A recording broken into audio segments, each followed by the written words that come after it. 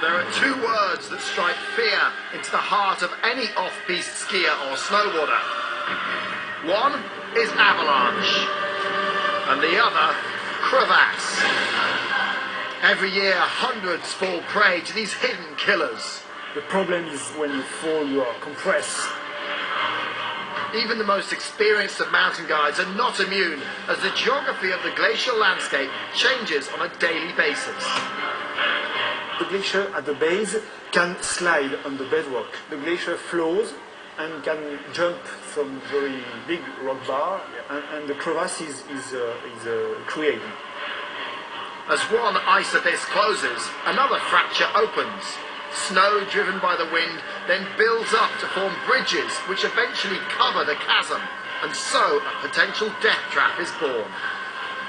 The danger is that you have a weak snow bridge, isn't it? Sometimes when you arrive on the bridge, you see two crevasses. You say, oh, it's safe because there is two crevasses, but it's the same crevasse with a snow bridge, and you don't know what can happen.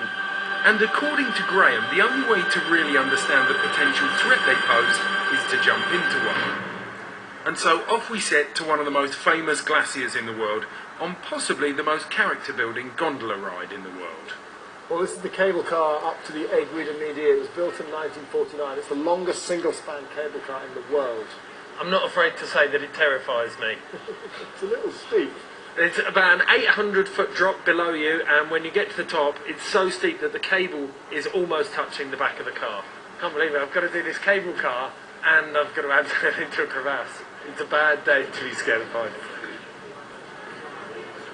And just when I thought I'd done the vertigo thing, there was an added bonus at the top. To get to the glacier, you have to walk down this path that's kind of got a drop on one side and a drop on the other. We're at 3,800 metres. You can see right down to Chamonix below. We're skiing the Vallée Blanche. We've got a couple of guides. It's important when you're skiing on a glacier, if the guide stops, you always stop above him, because he may have stopped because there's a big crevasse in front of him. The last thing you want to do is shoot below him and fall down the crevasse. You're making that way harder than it needs to be. Just don't go out of the guide's tracks and never overtake him. Perfectly undemonstrated by Graham. So, onto the glacier we ventured, but our journey was not without drama. Oh look, the producer's fallen over.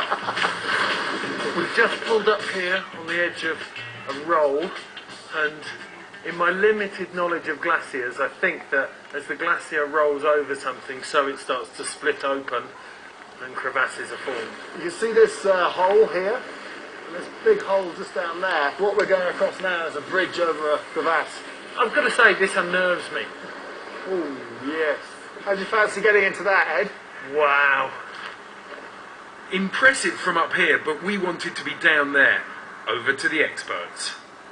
First job, we dig a quite deep hole to make the ski and make a good anchor. We call this a dead man. I put a sling around the ski and protected the edge with gloves. Next job is to dig the snow here to make the anchor pull in the right position. Then simply bury the lot in snow, and amazingly you've got one hell of an anchor. So this is ready.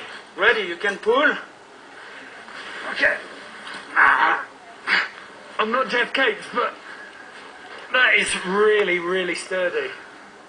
I'll trust my life with this. Ropes secure, crampons on, and we were ready to go. You don't look that nervous about this. I'm a little nervous because I'm backing off a big cliff. When Graham says he's a little nervous, that means he's a lot. Here we go. Abseiling down a cliff can be nerve-wracking at the best of times. Yeah, this is the tricky bit. This is the overhang. You okay, Graham? Yeah, it's all good. Okay. Abseiling into a crevasse onto what is possibly an unstable ice bridge really focuses the mind. Okay, I'm down. One down, one to go. It's at this point that you suddenly start doing your harness up a lot tighter. This is very, very unnatural. Ooh. Feet flat onto the snow. Wow.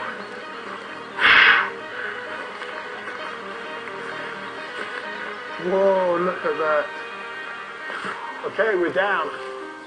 Wow. This is incredible. Look at the different layers of snow that you've got. You can see the dark layers where it's obviously melted in summer, and then fresh layers of snow just getting compacted and compacted. That's the kind of trap that a skier or snowboarder could fall into quite easily.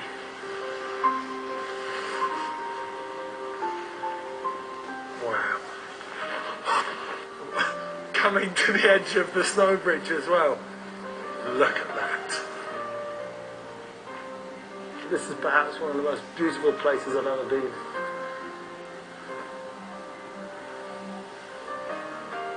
It's actually really important to come and see something like this. If you're a skier or a snowboarder, to see the potential dangers of the mountain. When you come somewhere like this, it brings home the fact that there are these sleeping leviathans on the mountain, whether they're avalanches or crevasses.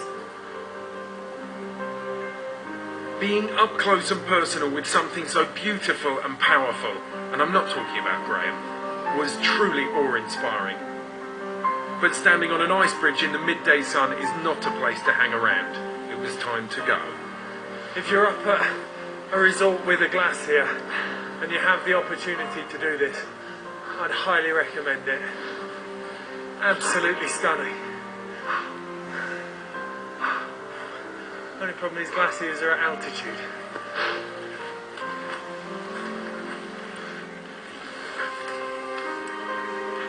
Amazing. Absolutely amazing.